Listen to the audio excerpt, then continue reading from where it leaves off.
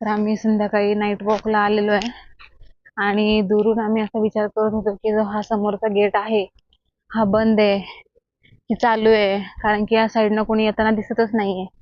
म्हणून आम्ही तिथे जाण्याचं ठरवलेलं. सोसायटीचा गेट आहे आणि आता आम्ही तिथे चाललोय.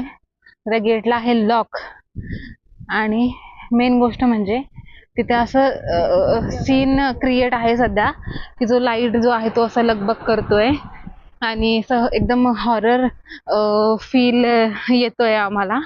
ऍक्च्युली बोलतीये तर मी पण घाबरतीये, पण तुम्ही बघू शकता की हे असं लाईट असं करतोय लगबग आणि असं इथे असं होतंय. तर आम्ही आता लवकरच इथून जातो. आमच्या दोघींची तिथनं त्या पॉइंट पासून चर्चा चालू होती की इकडनं हा रस्ता चालू आहे की नाहीये, पण आता आम्ही तिथे जाऊनच बघितलंय या साईडनं जसं.